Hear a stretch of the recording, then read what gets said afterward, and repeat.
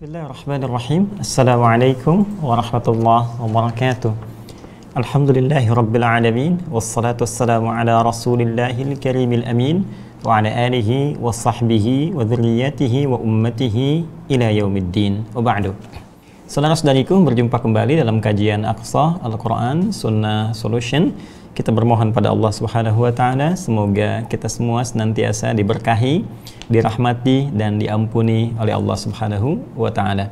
Baik, kita akan teruskan kajian kita di malam hari ini, masih dalam pembahasan Al-Quran Surah Al-Baqarah, surah kedua, dalam urutan mushaf di ayat yang ke-8 sampai dengan ke-9.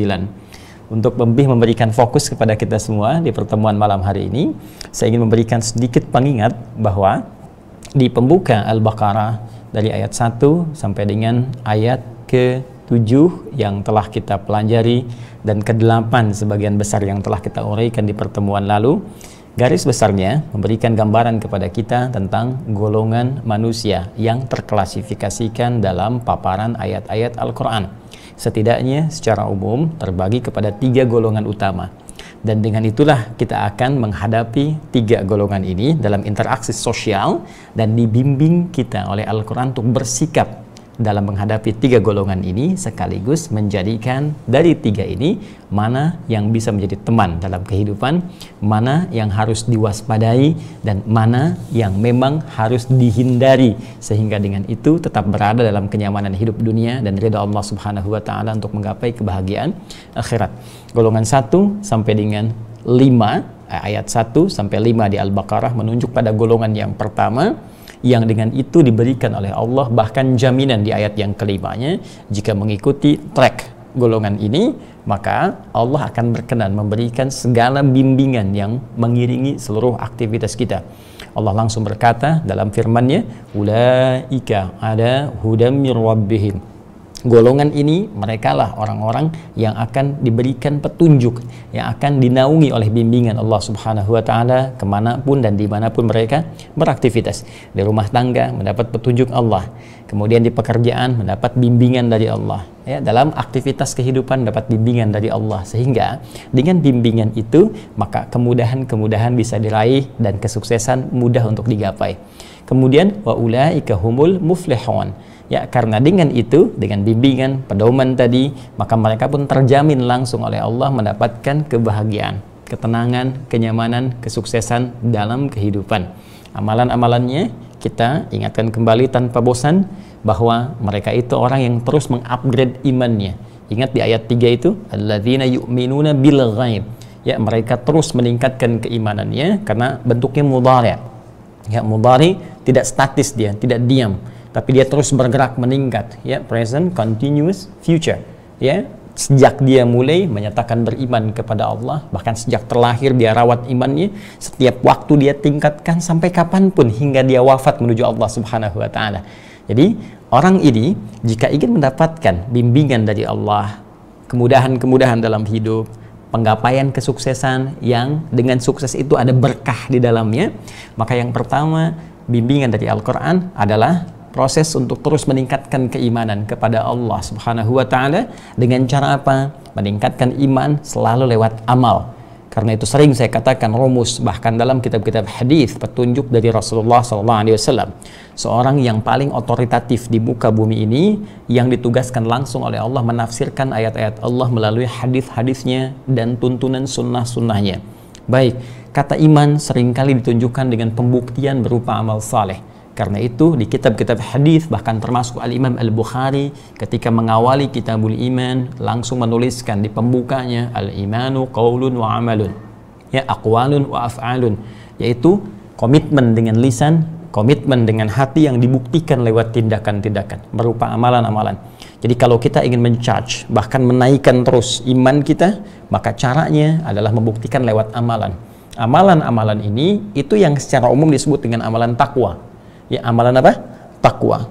Orangnya kalau tunggal disebut dengan taqi, ya, seperti Nabi Yahya disebut wa kana taqiyya oleh Allah Subhanahu wa Ta'ala. Kalau jama' disebut dengan muttaqin. Al-Quran menggunakan diksi jama' untuk memberikan peluang kepada seluruh hamba tanpa kecuali. Karena pasti semua orang ingin bahagia. Tidak ada yang tidak ingin sukses. Tidak ada yang tidak ingin tentram. Semua orang punya hak mendapatkan ketentraman. Semua orang punya hak mendapatkan kebahagiaan, kesuksesan. Karena itu ditawarkan oleh Allah dengan tawaran yang sangat terbuka. Hudal lil muttaqin. Isi Al-Quran ini jangan pernah diragukan, akan memberi petunjuk, pedoman pada semua orang takwa. Bagaimana meraih kesuksesan, kebahagiaan, kenikmatan dalam hidup di 3 alam. Dunia, alam kubur, sampai dengan akhirat. Karena itu, gambaran pembuktian dari peningkatan iman itu buktikan lewat amal saleh. Apa diantaranya? Wa yuqimunas shalah. Salat tingkatkan. Wa mimma razaqnahum yunfiqun. Infak, berbagi. Kemudian memberikan perhatian kepada lingkungan dengan apa yang bisa kita bagi. Kemudian juga walladzina yu'minuna bima unzila ilaik, rajin berinteraksi terhadap segala petunjuk yang Allah turunkan kepada Nabi Muhammad SAW. Di sini dalam konteksnya Al-Quran, interaksi dengan Al-Quran, bacaan Al-Quran. Sampai dengan malam Jumat ini, berapa yang sudah kita bacakan? Apakah ada sunnah-sunnah di malam atau hari tertentu yang bisa kita utamakan? Baik, di sini ada Al-Kahf, ada yang baca Yasin, kemudian juga yang lainnya. Sampai dengan hari ini berapa banyak yang dihafalkan, berapa banyak yang dikaji. Dari sekian itu berapa kekuatan dan keyakinan kita untuk mengamalkannya. Jangan-jangan banyak baca, tapi sedikit amal, atau bahkan belum tentu mengamalkan itu. Maka kita seimbangkan antara bacaan dengan amalan. Baik, wa ma unzila min qablik wa bil akhirati hum yuqinun, dan orientasi akhirat yang kita turunkan dalam kehidupan kita. Nah, ini adalah golongan yang ditetapkan oleh Allah untuk kita masuk ke dalamnya. Jadi kita jangan menyebut orang lain, jangan menghukumi orang. Oh, ini orangnya nih, ini bagus nih. Tapi ini ajakan untuk kita semua menjadi bagian dari itu.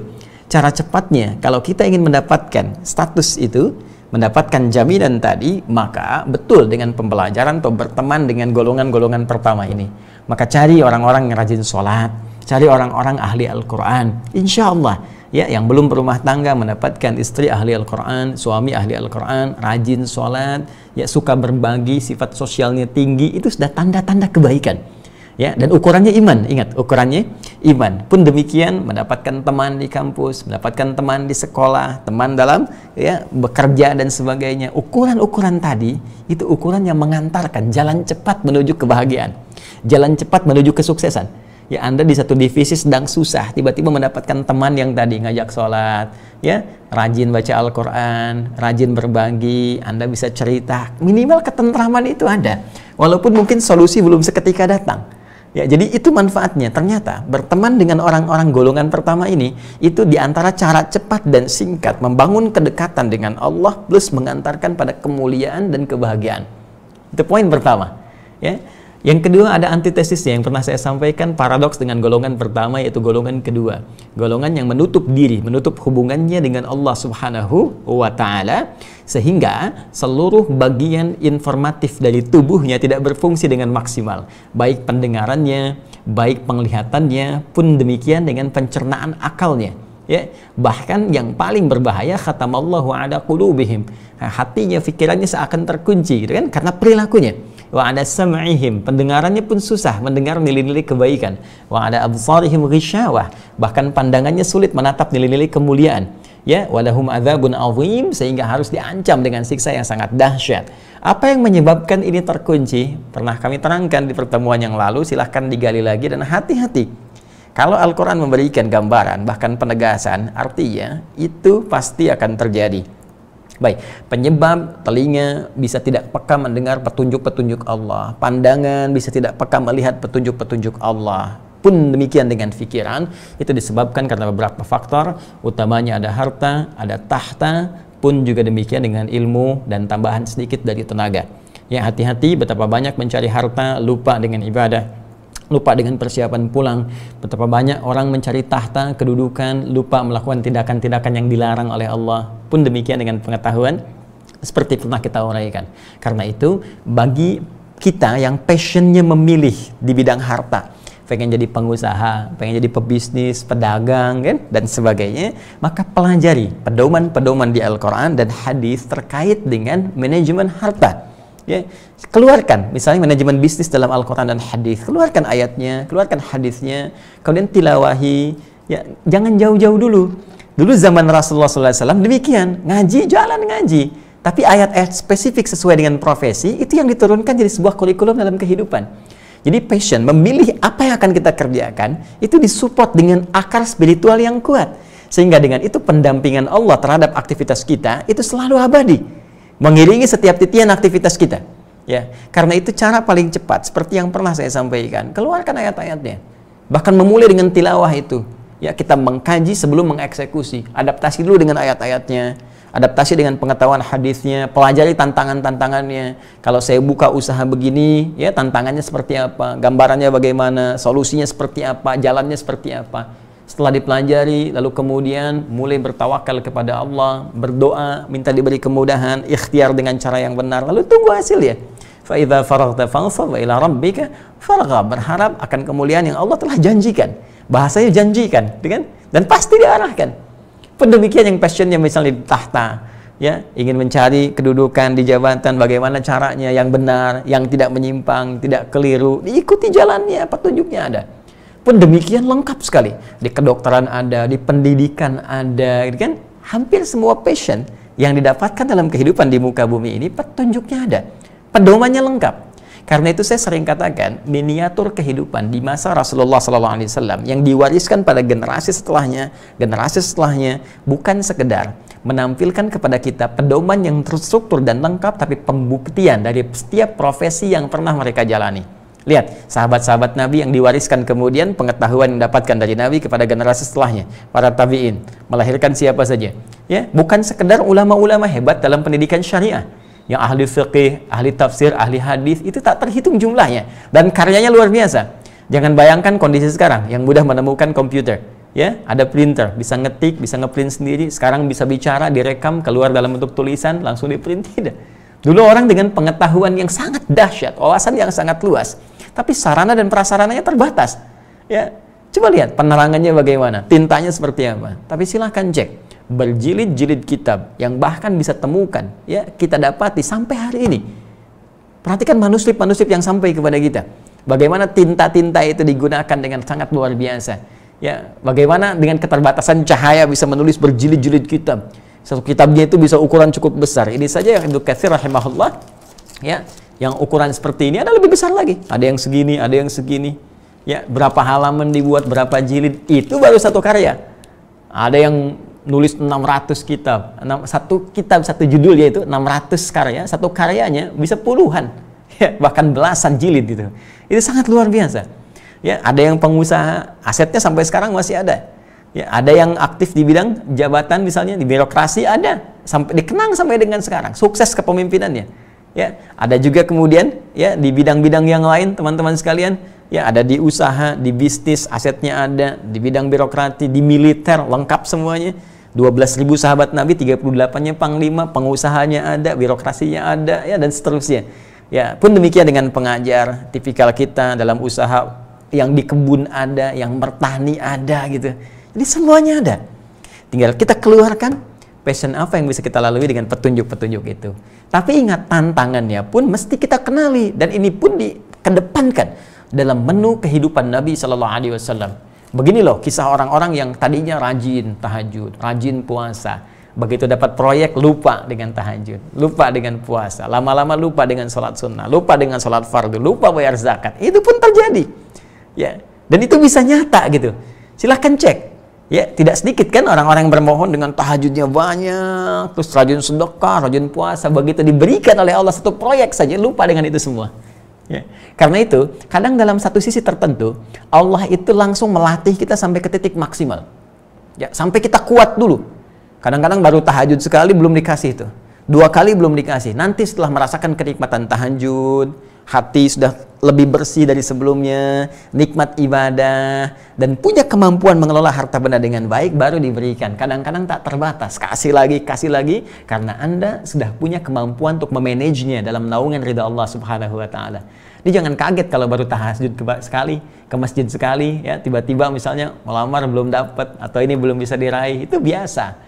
Ya, boleh jadi Allah ingin melihat lebih jauh bagaimana kesungguhan kita dalam mendekat kepada Allah, bukan sekedar membawa proposal dunia yang disupport oleh ibadah-ibadah akhirat. Ya. Nah, ini bentuknya bisa berbeda. Baik, karena itu berhati-hati teman-teman sekalian, jangan sampai terjebak pada bisikan-bisikan setan. Pelajari kembali bagian kedua, golongan 2 yang saya sampaikan sampai 4 hingga 5 serial itu. Ya, hati-hati, pelajari betul, jangan sampai terjebak karena dunia itu sementara. Sekali lagi, dunia hanya sementara. Jangan terjebak oleh harta sampai lupa ibadah. Anda kumpulkan harta sebanyak-banyaknya tak mampu menolong Anda.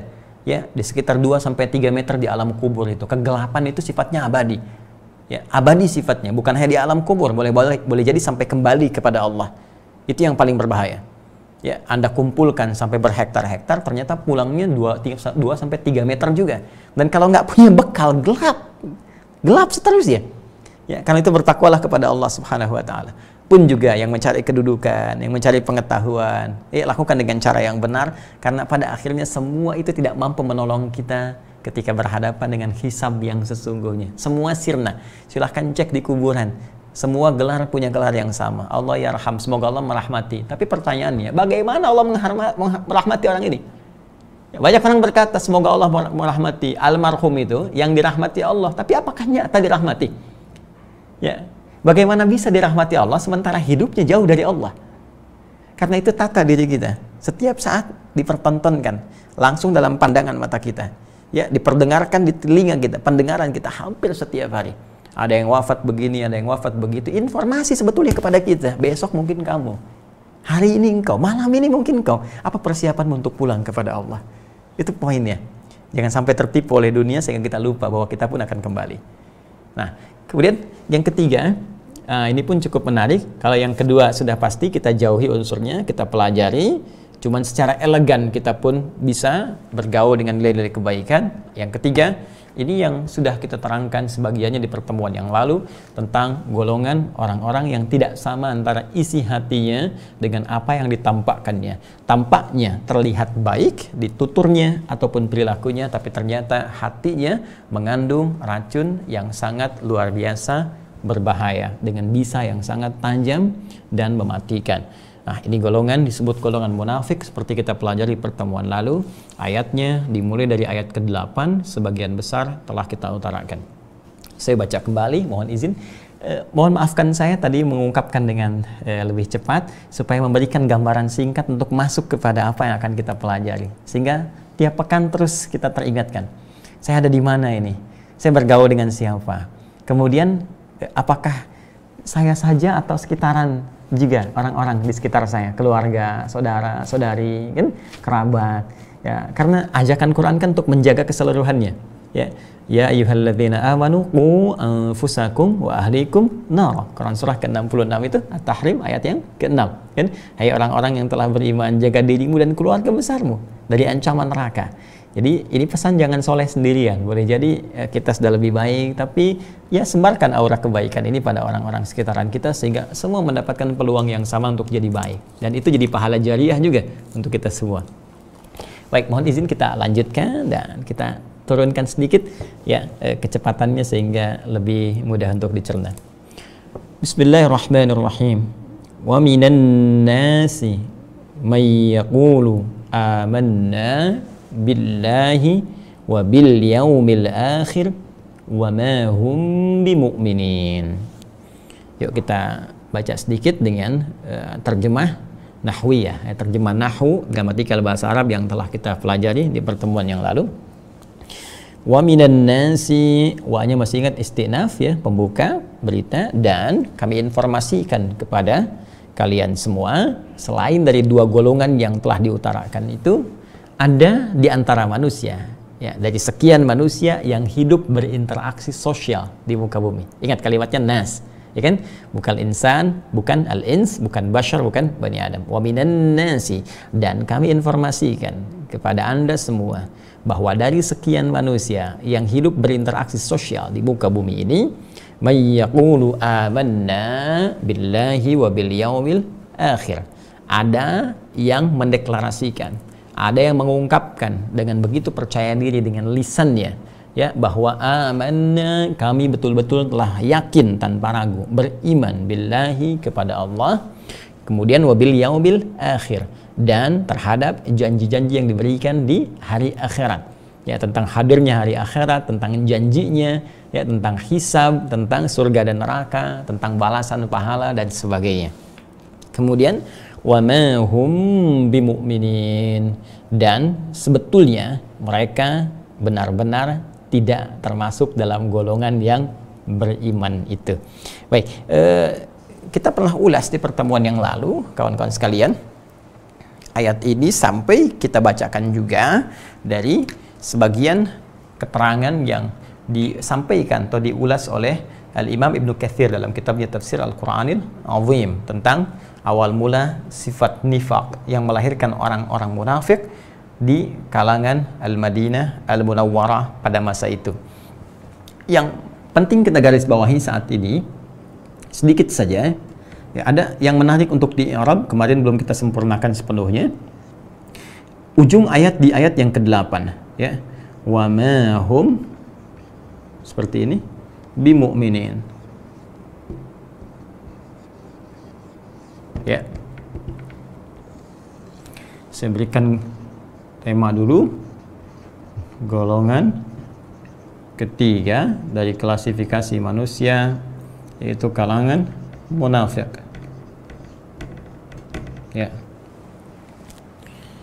Dari kata nafaqa, yunafiqu, ya, orangnya disebut munafik, sifatnya disebut dengan nifaq. Wa minan nasi may yaqulu amanna billahi wa bil yaumil akhir. Ini telah kita selesaikan i'rabnya, ya, dampak dari perubahan-perubahan kata dan harakat kepada makna telah kita uraikan, dan kami informasikan bahwa di antara sekian manusia yang hidup berinteraksi denganmu itu ada sebagian yang berkata, mendeklarasikan dirinya telah beriman kepada Allah dengan iman yang sesungguhnya dan terhadap segala hal yang terkait dengan yaumul akhir, hari kiamat. Lalu tiba-tiba langsung dibantah oleh Allah, wa ma hum bimu'minin. Ya. Kalau waw yang pertama, waw dibalas dengan waw tuh, ya. Waw pertama istinaf, pembuka, menyampaikan informasi, yang ini hal.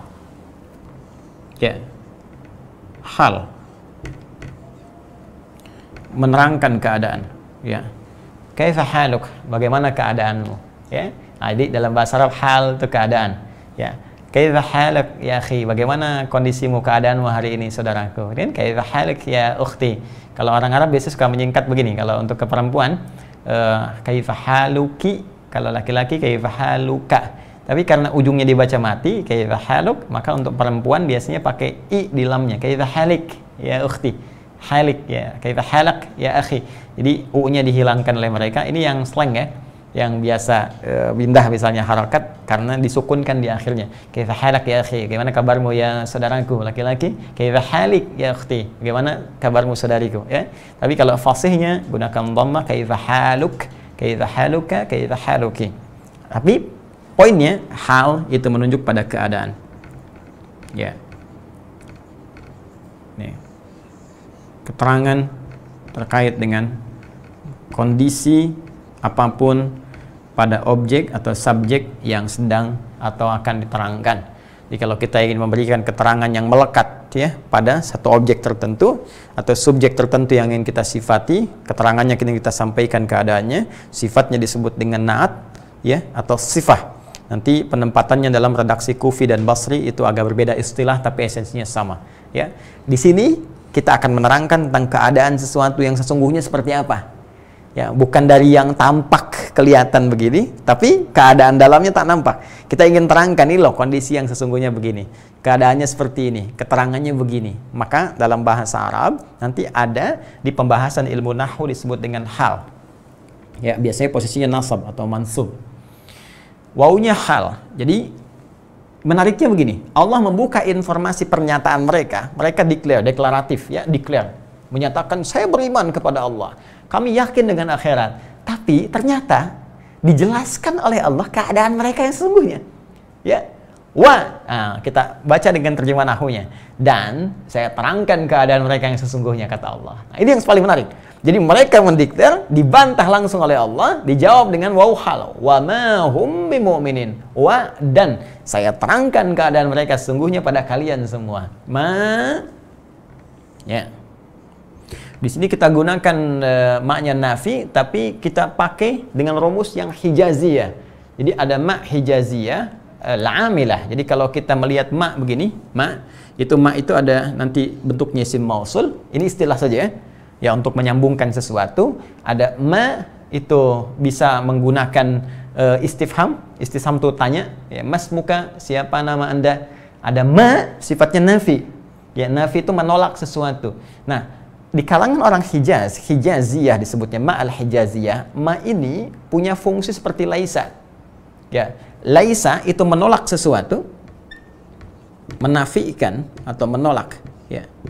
Menafikan. Mohon izin ya, diikuti saja. Kalaupun misalnya, oh ini apa sih, ada laisa, ada ma, ada Hijaz, ada ini istilah saja. Nanti yang teman-teman yang belajar dasarnya mengetahui. Tapi yang penting pahamnya, itu yang ingin saya kejar. Nanti pendalamannya bisa, insya Allah kita belajar terpisah ya. Nanti lain waktu kita cari waktu. Saya coba rumuskan yang paling mudah untuk mengetahui dan belajar secara sistematis bahasa Arab. Insya Allah ya, insya Allah. Kesini dulu, ma-nya di sini kita gunakan ma yang nafi sifatnya dengan rumus Hijaziyah. Di kalangan Hijaziyah, ahli Hijaz, ma-nya berfungsi seperti laisa, yaitu punya fungsi menolak sesuatu. Tapi juga nanti di i'rab pada perubahan kata dia punya rumus merafa'kan khabar, ya, menasabkan, kemudian merafa'kan isim, menasabkan khabar. Ya, merafa'kan isim, rafa'. Kita lihat baik-baik harakatnya nanti dengan dhammah, ya. Dengan dhammah kemudian nasab dengan fathah. Isim, jadi setelah ini ada isim. Ikuti saja dulu. Kemudian ada khabar. Ya. Ini menunjuk kepada objek yang dibicarakan. Ini menunjuk pada keterangan yang disampaikan, informasi. Khabar terus dan diserap jadi bahasa Indonesia, jadi kabar. Ya, kabar pagi, kabar siang, kabar sore, kabar malam, apa kabar? Pagi, siang, sore, malam. Ya, itu dari bahasa Arab, khabar. Ya, kabar, keterangan, berita. Nah, jadi nanti ma ini ya akan menerangkan keadaan tentang isim sekaligus khabar, beritanya bagaimana. Tapi sifatnya menolak, menafikan. Nah, ma al-Hijaziyah ya tarfa'ul isma wa tansibul khabar mithli amal laisa, seperti amalan laisa. Jadi saya ingin tekankan bahwa kalau ada ma di sini yang fungsinya nafi berarti menolak sesuatu. Jelas? Siapa yang ditolak ini? Hum. Ya. Dhamirun munfasilun mabniun 'ala sukuni fi mahalli rafa'. Ya, ism ma. Dhamir munfasil yang terpisah. Saya ingatkan di pertemuan lalu kalau ada kata ganti, dhamir itu kata ganti. Ya, hum, huwa, huma, hum, huwa dia, huma berdua, hum mereka, bentuk jamak. Ya, kalau saya ana, kalau kita nahnu, ya kan? Terus anta kamu laki-laki, anti kamu perempuan, ya. Hiya dia perempuan, hunna mereka perempuan, huwa huma hum, hiya huma hunna, anta antuma antum, anti antuma antunna, ana nahnu, hum menunjuk pada mereka. Ah, fokus ini. Perhatikan rumusnya. Setelah ma ada isim menunjuk pada objek. Siapa yang kemudian ditunjuk setelah ma ini menjadi isim atau objeknya? Langsung masukkan ke ayatnya. Setelah ma, hum. Ya, ditolak. Siapa yang ditolak ini? Hum, mereka. Siapa mereka ini? Kembali ke awal ayat tadi. Ini kata ganti. Wa minan nasi.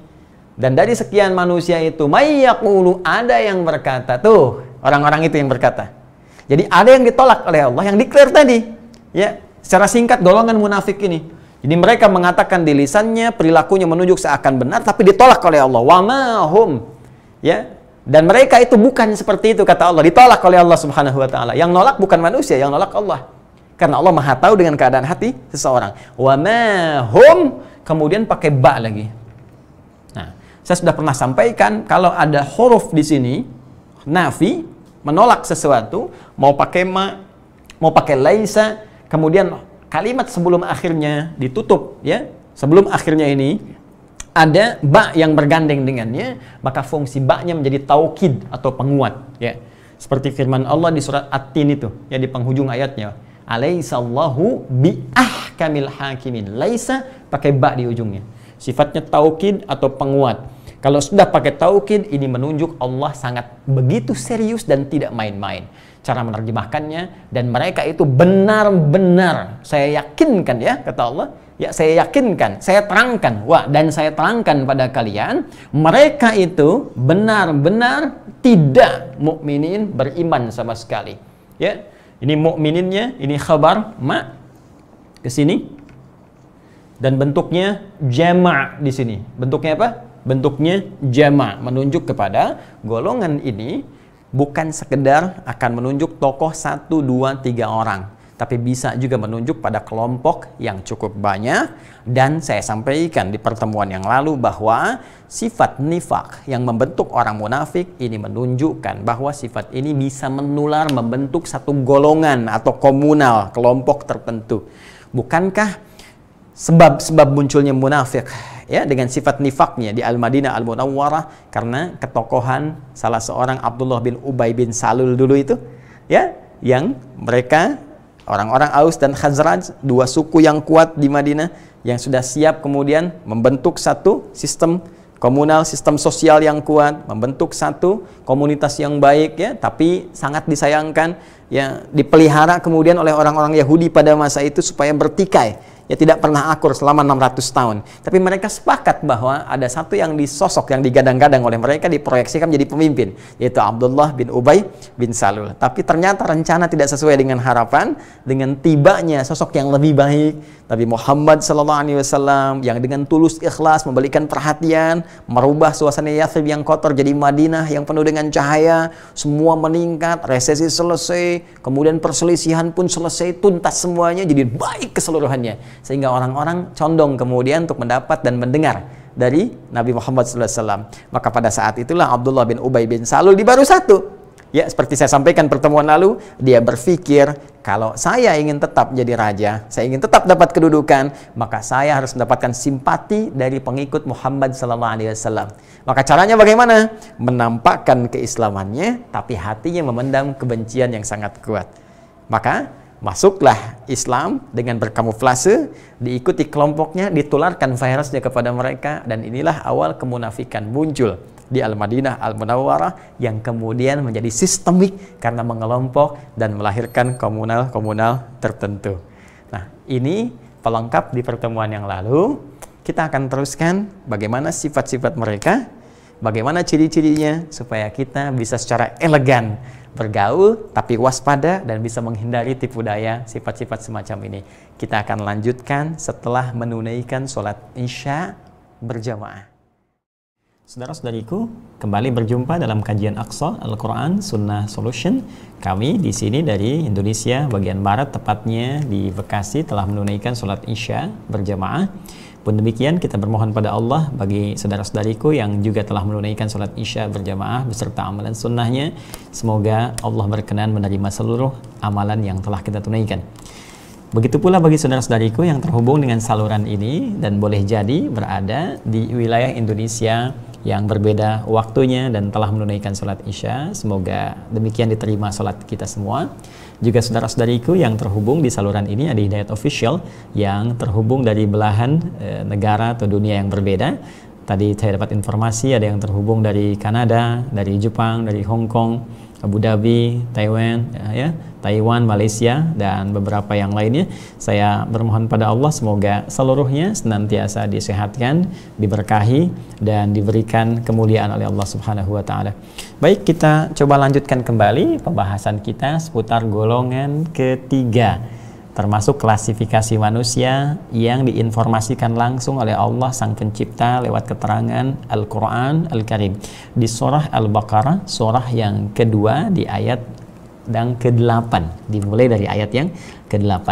Mohon izin kami bacakan kembali. A'udzubillahi minasyaitonirrajim.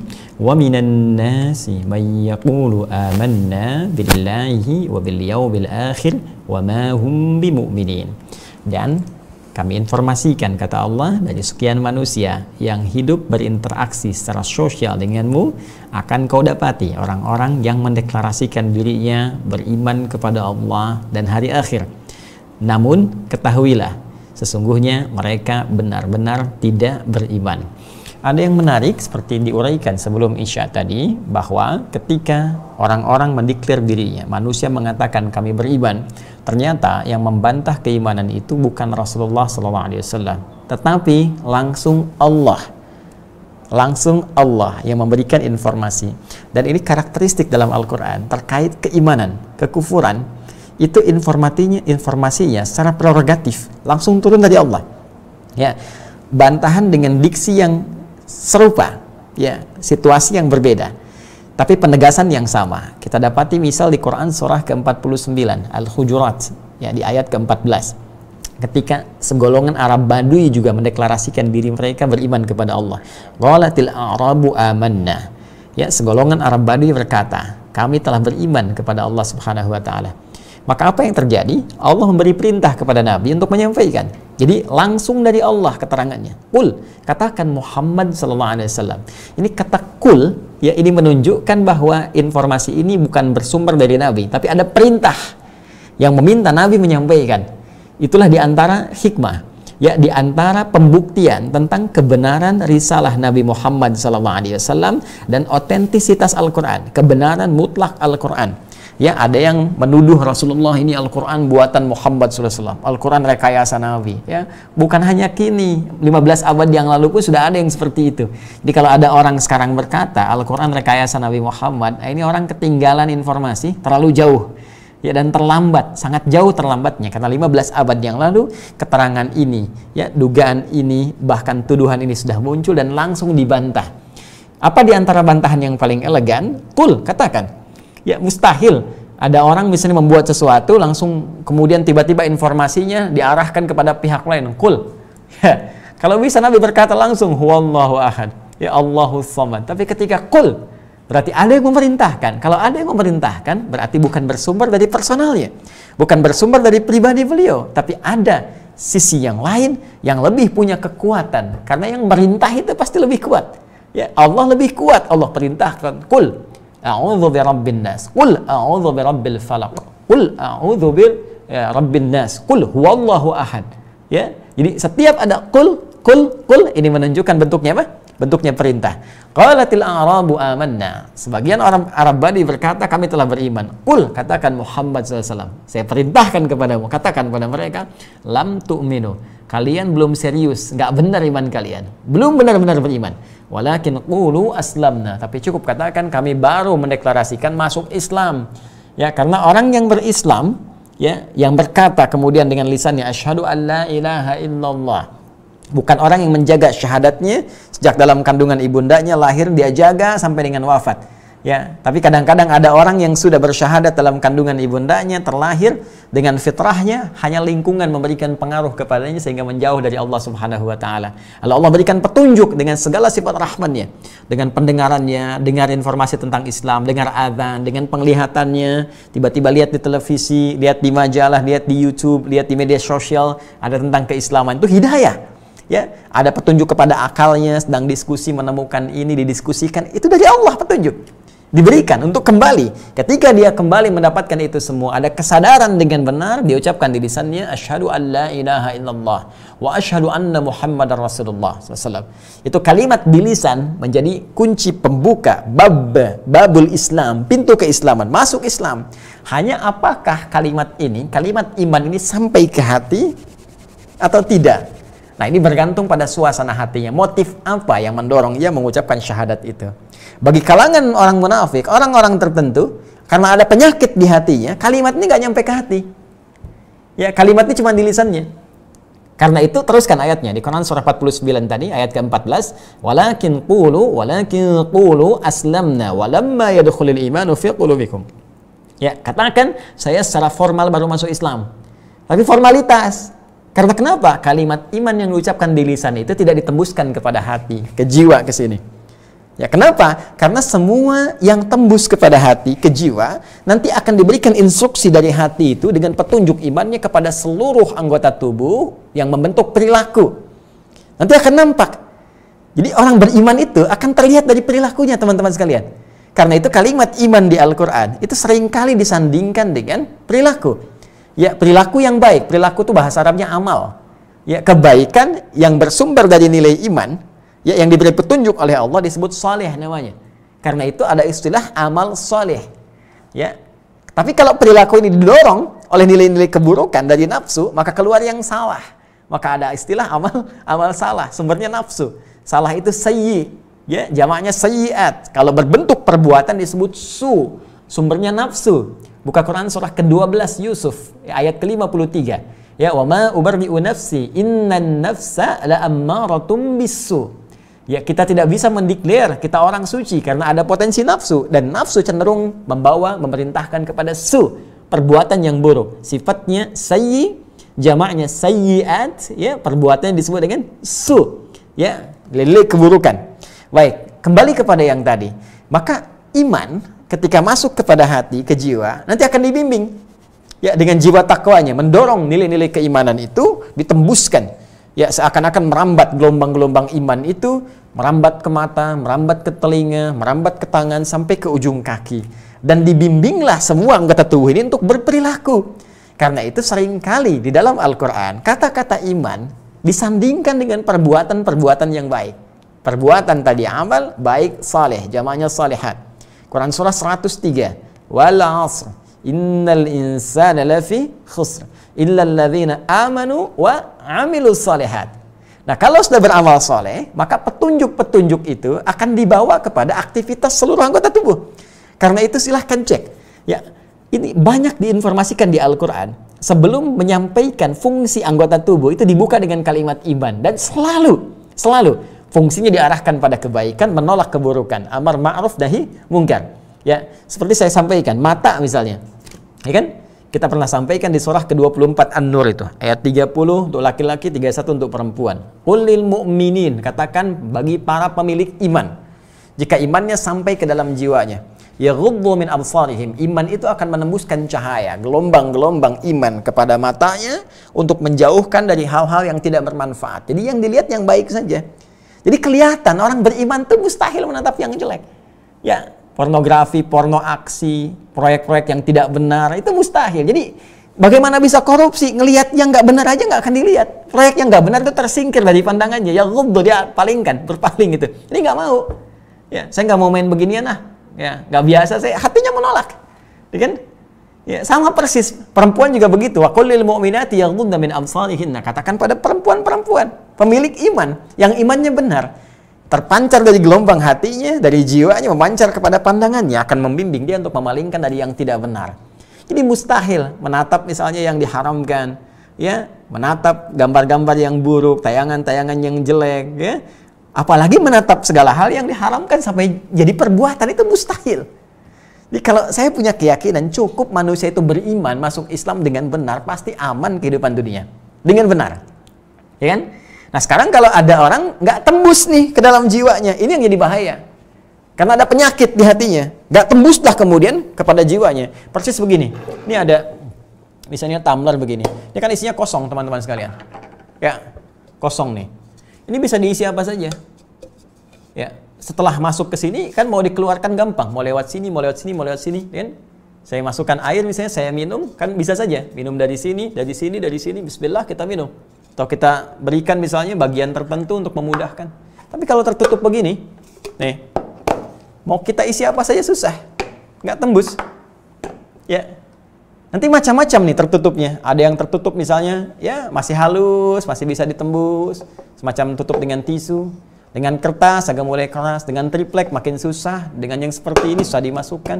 Yang paling berat itu kalau sudah khatam Allah, tertutup kemudian dengan kuat sekali, ya dengan besi, dengan baja, sehingga jangankan masuk, baru masuk udah mental.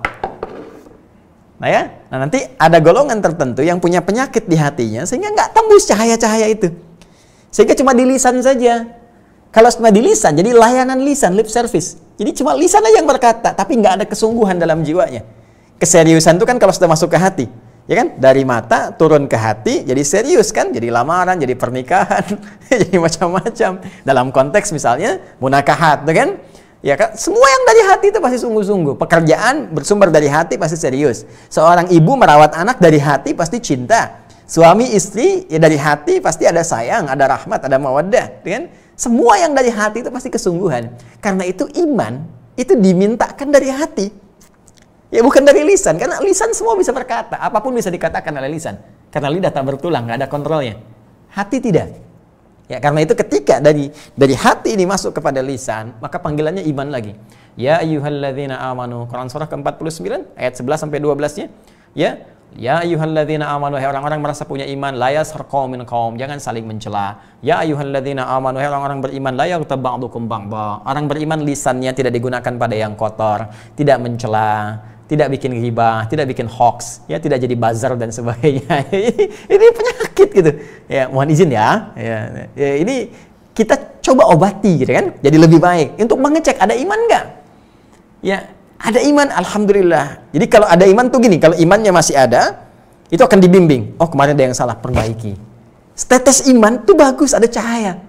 Ya, nanti diberi petunjuk oleh Allah kalau Anda mau ambil Quran surah 29 ayat yang terakhirnya, teman-teman sekalian, walladzina jahadu fina lanahdiyannahum subulana. Orang-orang yang serius ingin mengambil petunjuk kami, ambil petunjuknya. Kadang-kadang kok bisa Anda nonton ceramah saya sekarang? Ya. Padahal ada yang nugaskan bisa jadi buzzer kamu nih untuk Adi Hidayat. Tapi tiba-tiba nontonnya saya, bukan yang lain. Dan Anda mendengar kalimat ini. Begitu ada getaran pada jiwa, saya salah nih. Anda sambut itu, Anda berpeluang mendapatkan hidayah. Ya, jadi Allah tuh ngasih cara yang sangat indah, kok tiba-tiba tugasnya di sini, di pengajian. Kan jarang-jarang gitu kan.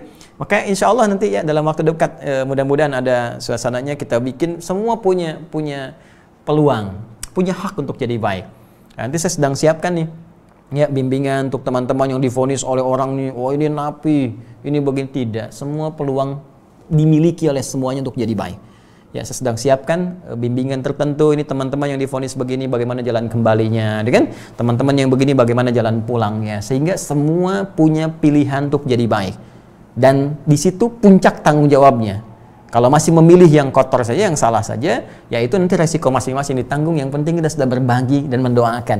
Jadi kalau kita sudah mendoakan, sudah mengajak, memberi jalan tanpa pernah minta apapun, Anda belum berpikir untuk kembali juga. Maka dengan cara apa lagi saudaraku kita bisa memberikan jalan yang terbaik dengan izin Allah Subhanahu wa taala. Di orang beriman ketika masuk lisan pasti baik. Orang beriman ketika masuk tangan pasti baik. Orang beriman masuk kaki pasti baik. Karena iman yang sampai kepada hatinya itu otomatis akan memberikan pancaran cahaya yang jadi rambatan, gelombang kepada seluruh tubuh untuk berperilaku. Karena itu, kalau kita ingin melihat orang beriman sesungguhnya, kelihatan dari perilakunya. Ya, perilakunya konsisten. Antara ada di dekat kita dengan di belakang kita semua sama. Nah, ini kenapa Allah langsung menolak tadi saat saya sebelum Isya ya kita menguraikan tadi wa ma hum bimu'minin, dan saya terangkan wawunya hal. Saya terangkan keadaan mereka benar-benar enggak beriman. Kenapa? Karena apa yang dideklarasikan lewat lisannya itu tidak sama dengan suasana hatinya. Ada yang salah dengan hatinya. Tadi, ya iman masuk ke dalam jiwa, jadi gelombang, rambatan, menunjukkan perilaku. Ini imannya nggak sampai ke dalam jiwa. Jadi beberapa faidah bisa kita dapatkan.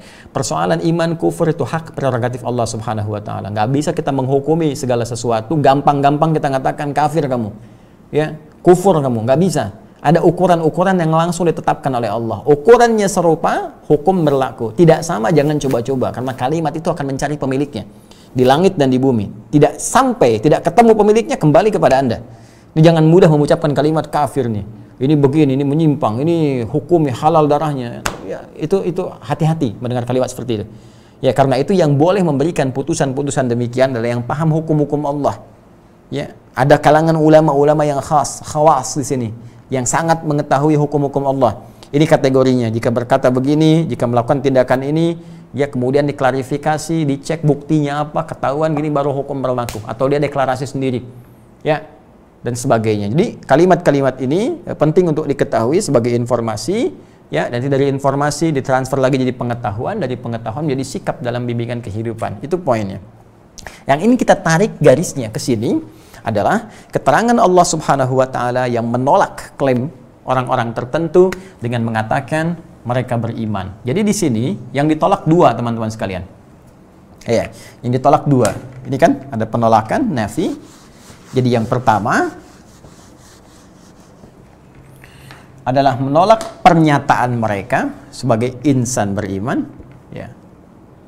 Ini ada bentuknya pernyataan yang ditolak.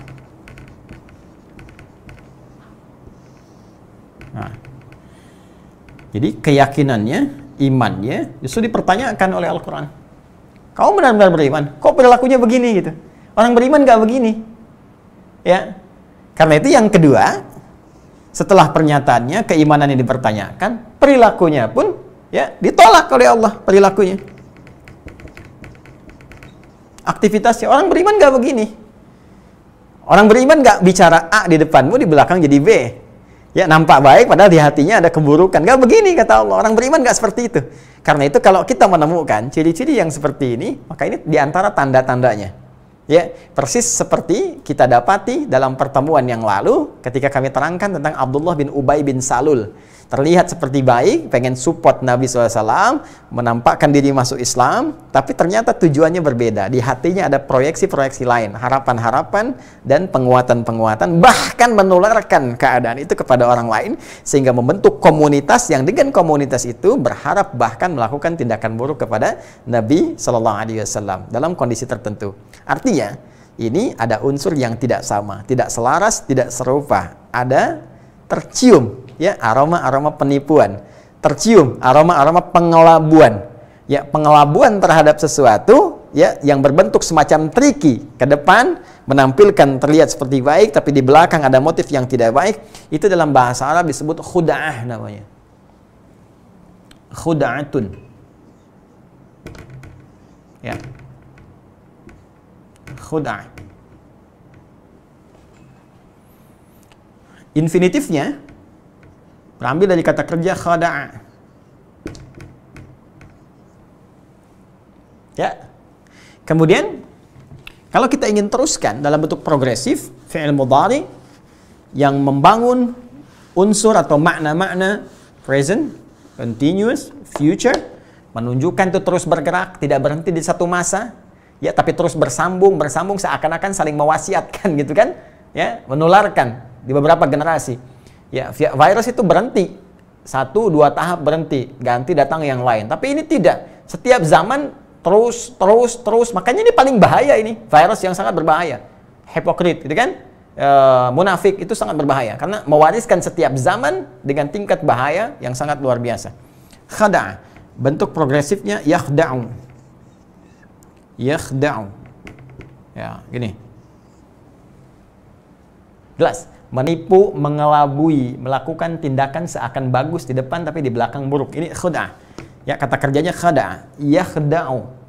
Mencoba untuk menipu, mengelabui, menampilkan seakan bagus padahal di belakang itu jelek. Maka tambahkan alif nih setelah huruf pertamanya. Dari kata khada'ah menjadi khada'ah. Ini. Seperti ini. Khada'ah. Mencoba untuk menipu. Mau coba tipu ya? Engkau mau mencoba mengelabui ya? Oke? Fi'il mudhari'nya yukhadi'u. Yukhadi'u. Yukhadi'u. Ya kan? Perhatikan teman-teman, fokus baik-baik. Mengelabui, menipu, melakukan triki, nampilkan baik tapi sebetulnya buruk. Mencoba untuk menipu. Berusaha mengelabui. Berusaha menampilkan yang baik padahal isinya buruk. Ini khada'a, ini khada'a. Yakhda'u, yukhadi'u. Kalau yang melakukan bukan satu orang, ya kan? Banyak orang tadi membentuk komunitas dengan sistemik, sudah punya sistem tertentu, bahkan diwariskan satu dengan yang lainnya, maka jadikan jama' bentuknya, tambah waw dan nun, ya kan? Gampang bahasa Arab itu. Kalau jama' tambah ya, soim, orang puasa satu orang, ya, tambah banyak soimun. Mukmin, mukminun, muslim, muslimun, ya, orang yang ya, tapi banyak soun, bakso itu, itu enggak ya, itu tidak. Yukhadi, yakhda'u, khada'a, yakhda'u, banyak kan, yakhda'un, tambah Nah, tambahkan maka ain ini huruf bersambung, maka bisa kita jadikan begini, yakhda'un, yakhda'un. Nah, yukhadi'u, banyak kan? Yukhadi'un, tambahkan di ujungnya, waw dan nun, ya kan? Wawnya menunjuk kepada fa'ilnya, jama, nunnya bithubutin nun, ya, menunjuk kepada af'alil khamsah atau amthilatul khamsah. 5 fi'il kata kerja dalam bahasa Arab yang tandanya tetap nun, ya. Kemudian kita tuliskan begini karena ain huruf bersambung, yukhadi'un. Tadi tipikal orang munafik, ya kan? Mencoba untuk mengelabui, menampakkan yang baik-baik tapi hatinya tidak baik. Ada trikinya tapi dalam konteks yang negatifnya. Sehingga seakan-akan terlihat baik tapi membahayakan. Itu dalam bahasa Arab disebut apa? Khuda'ah. Ya kan? Infinitif kata kerjanya khada'ah. Kalau mencoba untuk melakukan itu, khada'ah. Kalau ada terus potensi itu berlanjut, bukan hanya di masa Nabi saja. Masa sahabat mungkin terjadi. Tabi'in bisa terjadi. Bahkan di masa kita pun mungkin akan terlihat. Dan tidak akan jauh dari perilaku yang masa lalu. Cuman casingnya aja beda. Kemasannya mungkin tidak sama. Tapi esensinya serupa. Ya kan?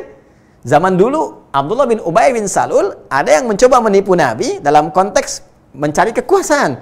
Ya, bisa terjadi zaman sekarang pun. Ada konteks orang untuk mendapatkan kekuasaan, bisa jadi menampilkan hal-hal yang seakan baik, tapi akhirnya tidak demikian. Ya, dalam konteks bisnis bisa terjadi, dalam konteks pengetahuan bisa terjadi.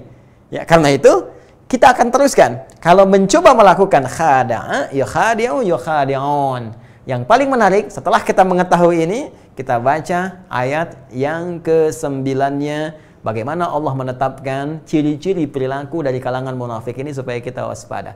Ayat ke-9.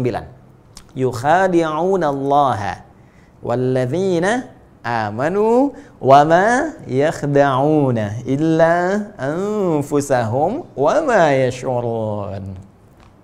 Lihat, dua-duanya ada kan? Ya, dua-duanya ada kan? Pertama, yukhadi'una Allah walladzina amanu. Maka cara menerjemahkannya, mereka mencoba. Karena Allah mustahil tertipu. Nggak ada yang bisa nipu Allah. Coba-coba nipu Allah ya. Nah, gitu bahasanya. Ya, yukhadi'una Allah, mencoba menipu Allah. Walladzina amanu, dan orang beriman. Nanti kita akan lihat. Ya. Wa ma yakhda'una, dan tidaklah mereka menipu, ya, illa anfusahum, kecuali diri mereka sendiri. Jadi yang beneran ketipu diri mereka sendiri. Jadi orang munafik itu cuma nipu diri. Allahu Akbar. Oke, jauhilah sifat nifak itu. Jangan jadi orang munafik karena capek. Ya, karena mustahil menipu orang beriman. Apalagi mau menipu Allah, mustahil. Kalau bahasa kitanya, mau nipu Allah ya? Nggak akan bisa. Makanya kita terjemahkan, mereka mencoba menipu Allah dan orang beriman. Dan tidaklah mereka menipu kecuali diri mereka sendiri. Jadi mereka aja yang tertipu. Wa ma yash'urun, cuman nggak sadar aja. Wa ma yash'urun, dan mereka tidak menyadarinya. Yuk kita yang Arab dulu ya, supaya kita melihat bagaimana perubahan katanya. Supaya kita belajar Al-Quran dengan lebih nyaman ya, asik gitu, menyenangkan. Jadi kita tidak ambil maknanya begini secara umum, tidak. Kita kaji sampai keindahan bahasanya, lafadznya bagaimana. Karena Al-Quran itu seperti menu tampilan. Semakin kita dapatkan satu kata, satu kalimat, enak ngejarnya, nyaman. Apalagi kalau teman-teman sambil sedikit-sedikit belajar bahasa Arab tuh, wah itu keras, lain rasanya. Nggak percaya silakan, rasakan bedanya, bedakan rasanya, pasti akan terasa bedanya. Ya, akan lain. Yuk kita lihat ya. Bismillah. Masuk ayat 9. Ya. Ciri-ciri orang munafik atau tanda-tanda orang nifak. Baik ya, tadi secara umum Allah sudah sampaikan bahwa antara perilaku dengan apa yang tersimpan dalam jiwanya itu tidak sama, tidak ada konsistensi, gitu kan? Dia tidak memiliki, tidak konsisten, ya, antara hati dan perbuatan. Betul. Terus kita tanya, apa yang tidak konsisten itu ya Allah? Seperti apa cirinya? Realnya bagaimana? Kalau kami dapat keterangan ini saja, nggak ada detail ya, kayaknya sulit kami memberikan analisis atau mengetahui dengan baik. Maka langsung, sebelum kita bertanya, Allah menurunkan jawaban. Ayat 9 ya. Kita tuliskan. Bismillah. Ya, yukhadi'unallaha. Ya kan? Walladzina amanu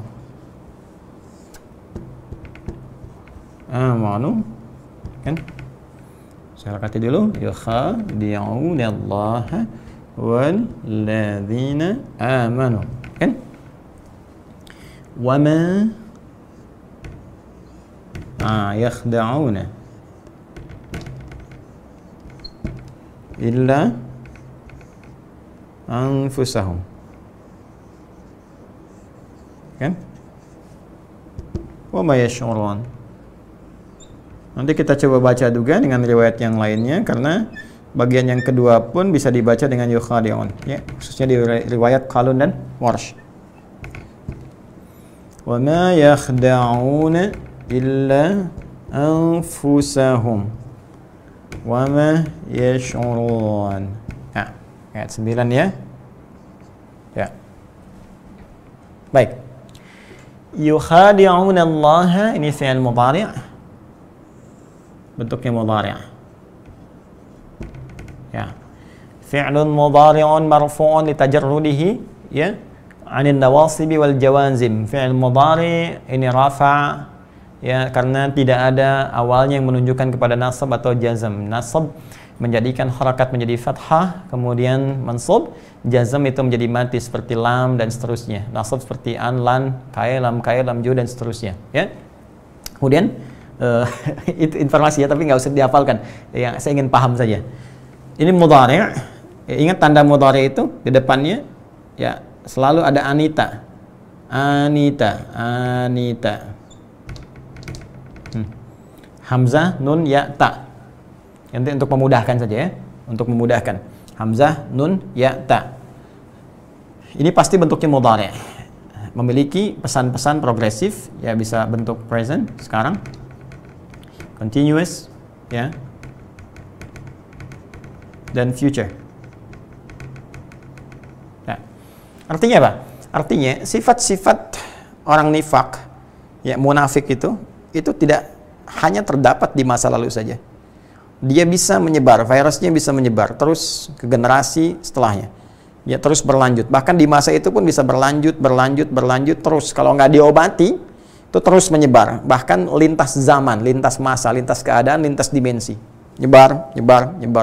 Itulah bahayanya nifak. Ya, kalau nifak itu sifatnya, munafik itu orangnya. Ya, munafik itu orangnya, nifak itu sifatnya. Jadi bahaya sifat nifak yang membentuk orang munafik ini, itu bisa terus terwariskan, bahkan menyebar pada generasi-generasi setelahnya. Ya, dan kalau saya sering katakan, saya tegaskan, pasti yang Allah sampaikan itu pasti benar. Ya, even itu di lingkungan kita pun pasti kita dapati. Baiknya, teruskan.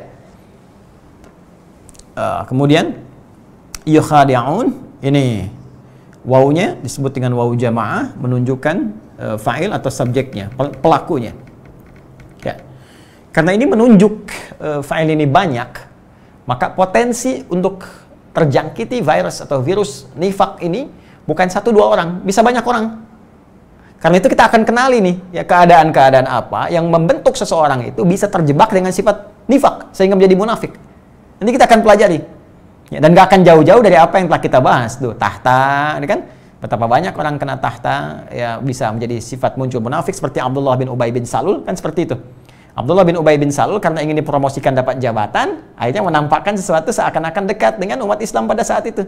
Ya, untuk menarik perhatian, menarik simpati, bikin kampanye dekat dengan Nabi dan sebagainya, tapi perilakunya justru bertolak belakang dengan nilai-nilai keislaman. Jadi petunjuk-petunjuk Nabi SAW. Maka hati-hati juga. Ya, maka saya ingatkan nih ke teman-teman yang ikut konstelasi, ya, yang di pilkada dan sebagainya, ya, yang calon-calon, hati-hati dengan jebakan-jebakan ini. Ya, kalau nanti ada tiba-tiba yang konsultan Anda misalnya menyampaikan, nih pemilihnya umat Islam nih, pakai peci aja nih, pakai kerudung aja nih, ya nggak apa-apa, setelah dipilih nanti gampang lah, ya kita bisa jauhi ini. Itu hati-hati, itu virus tuh. Ya, kalau mau jadi muslim beneran, mukmin beneran, karena itu akan merugikan diri Anda sendiri. Ya, hati-hati itu. Musim kampanye nyumbang ke masjid karpet, begitu nggak kepilih tarik sama karpetnya sekalian. Ya. Wah, musim kampanye nyumbang ke masjid, gentengnya begitu terpilih balikin dari gentengnya, kan bahaya tuh. Ya, bikin capek sendiri. Karena itu telah terjadi di zaman Nabi. Jadi kalau berulang sekarang, Anda ketinggalan, Bung. Anda tertinggal jauh. Artinya Anda menjadi politisi, ya, yang jauh tertinggal lah. yang terlambat. Jadi kan, karena itu saya sarankan hati-hati, ya. Ingat loh, saya tidak menyebut nama, ya. Ya, kalau Anda mengaku, ya saya tidak keberatan. Artinya kan Anda bisa berubah gitu kan. Jadi saya tidak mengarahkan dan tidak memvonis sesuatu, tapi saya mengingatkan ada potensi terjadi. Ya, potensi terjadi. Pun demikian di dunia bisnis, dunia keilmuan, bagaimana ilmu dengan perilaku tidak sama, kan? dan sebagainya. Termasuk ulama-ulama, hati-hati juga. Karena banyak nanti ayat mengingatkan kepada para pemilik ilmu, termasuk dalam konteks syariat. Ada orang-orang yang Allah titipkan amanah, bahkan berupa Quran, bisa zalim pada dirinya. Minhum zalimun li nafsi. Ada yang mengikuti ya arahan-arahan setan, fakana minal ghawin, membuat fatwa yang tidak benar dan sebagainya. Bahkan nanti kita akan lihat, ya, nanti ada surah tersendiri diturunkan oleh Allah, surahnya surah orang-orang nifak, orang munafik. Ya, bahkan diberi nama dengan Al-Munafiqun, surah ke-63. Ya, idza ja'akal munafiquna qalu, ya, apa yang mereka katakan? Nashhadu innaka la rasulullah. Wallahu ya'lamu innaka la rasuluh. Wallahu yashhadu, ya, innal munafiqina lakadzibun. Ini dalam sekali nih, Allahu Akbar, dalam sekali. Idza ja'akal munafiqun. Para ulama tafsir berkata, kenapa ada kalimat ja'aka, datang kepadamu? Karena sifat orang munafik itu di depan kamu aja baik. Saat perlu kamu gitu. Ya, saat perlu kamu. Jadi ketika perlu kamu, ada kamu, kelihatannya baik, di belakang kamu bisa jadi jelek. Ya, sampai mereka berkata di depan kamu, ya Muhammad, kata Allah Subhanahu wa taala, ya Muhammad SAW, kami bersaksi engkau itu adalah Rasulullah. Allah jawabnya nyantai aja, saya juga tahu dia Rasul. Kata Allah, Allahu ya'lamu innaka la rasuluh. Allah juga tahu kamu Rasul. Ya, Allahu yashhadu innal munafiqina lakadzibun. Dan Allah menyaksikan bahwa mereka itu para pendusta. Itu jawaban dari Al-Quran. Ya, ittakhadhu aymanahum junnah. Kadang mereka berlindung di balik sumpah mereka. Hati-hati tuh. Dan 15 abad yang lalu Allah sudah ingatkan. Ada bahkan yang disumpah, sumpahnya pakai nama Allah, sumpahnya pakai Al-Quran, macam-macam. Tapi setelah dapat itu, ternyata terbalik dengan perilakunya. Hati-hati itu. Ya, jadi kalau ada yang ngarahkan demikian, konsultannya macam-macam, udah tolak aja. Kalau mau jadi muslim beneran. Kalau mau pakai peci beneran. Mau pakai kerudung sekalian. Pakai hijab yang bagus. Masya Allah, kampanye membawa perubahan. Jadi tagline-nya hijrah. Dengan kampanye hijrah mendekat kepada Allah. Jadi bukan cuma posternya dipasang tuh. Pakai jilbab beneran. Ya, jangan sebelum nggak ada kasus nggak pakai jilbab, begitu ada kasus pakai jilbab, gitu kan? Ya, nggak ada kasus nggak pakai tasbih, begitu ada kasus bawa tasbih, selesai kasus hilang tasbihnya. Ya, jadi berubah total pada nilai kebaikan. Kan nggak ada ruginya juga, kan? Justru itu membantu kita untuk tampil lebih baik. Nanti Allah berikan hidayah kepada orang-orang sekitaran. Tiba-tiba yang bisnis laku bisnisnya, yang berilmu benar ilmunya. Karena ada juga orang berilmu menyampaikan mudah tapi mengamalkan tidak. Atamuruna an-nasa bil birri wa tansawna anfusakum wa antum tatluna al-kitaba fala taqilun. Mudah kamu perintahkan orang untuk mengerjakan apa yang telah kamu sampaikan sedangkan kamu tidak mengerjakannya. Adapun engkau tahu tentang dalil dan rincian di kitabnya. Kemana akalmu? Itu peringatan pertama sebelum turunnya surat As-Saff nanti. Yang tadi Al-Baqarah ayat ke-44. Jadi ini sangat berbahaya dan menular. Kalau sudah menular, bukan 1-2 terinfeksi. Bayangkan yang tadinya polos, bagus, dikemas tiba-tiba oleh orang tertentu munafik, orang jadi munafik. Saya nggak kebayang kalau orang ini punya pengaruh dengan keilmuannya, nanti duduk tiba-tiba depan jamaahnya, nyampaikan sesuatu dengan keilmuannya, bisa menghipnotis seseorang, jadi munafik. Kelompoknya munafik. Ya, punya kekuatan dengan hartanya, tiba-tiba bawa orang arahkan pada nilai keburukan, sekelompok jadi munafik. Punya pengaruh dengan kedudukannya, tiba-tiba ngarahkan orang dan sebagainya, jadi munafik. Itu yang paling bahaya. Karena itu banyak bentuk jamak disampaikan dalam Al-Quran sebagai langkah antisipasi kepada kita. Tapi poin pertamanya, ciri yang Allah sampaikan, ini. Yukhadi'un, ada upaya tipu-tipu. Ini sifat munafik itu. Lahir sifat tidak konsisten antara hati dan perbuatan. Ciri pertamanya terlihat ada aroma, ya, tipu menipu, tipuan. Nah, ini kita belajar ya, belajar mengoreksi diri, belajar untuk memperbaiki supaya jadi lebih baik. Kan kalau kita bisa saleh, kenapa memilih yang salah? Ya, kita tidak dalam rangka menghujat orang lain, menjelek-jelekan orang lain, tidak. Tapi kalau kita ada perasaan, rasanya kok saya gitu kan? Nah, itu artinya hidayah, petunjuk yang Allah berikan supaya kita berubah. Ya, bukan untuk menjerumuskan diri pada nuansa itu, apalagi dikuasai oleh setan. Awas nih, ada hidayat nih. Sedang nuduh kamu nih, ada hidayat, hati-hati nih. Ancam dia. Itu berarti tingkatnya naik lagi tuh. Ya, Anda makin dikuasai lagi. Kalau bisa kalahkan setan, setannya yang kita kalahkan. Ya, bukan kesetanan. Karena setan itu gampang, mengalahkan setan itu cuma goda, tidak menguasai. Kalau kita benar-benar beriman, imannya kuat, dia lari sendiri. Ingat, lebih berbahaya manusia yang kesetanan dibandingkan setan sendiri. Ya, bikin quotes tuh ya. Apa hati-hati? Lebih berbahaya manusia yang kesetanan dibandingkan dengan manusia setan itu sendiri. Karena setan cuma ngajak, manusia kesetanan itu bisa maksa. Setan cuma ngajak. Dia berlepas diri di hadapan Allah. Saya cuma ngajak kok, ya Allah saya nggak maksa, salah kamu sendiri, kenapa ikut saya? Setan begitu. Daripada kita nanti mencela dia, lebih baik kita tinggalkan saat ini. Jelas ya? Awas hati-hati. Yakhadi'unallaha, mereka mencoba mengelabui Allah. Ya, ini lafzul jalalah mansub. Walladzina amanu, ini ataf diikutkan ke sini. Ini nih, ya, ini harus benar-benar dipahami dengan baik ya.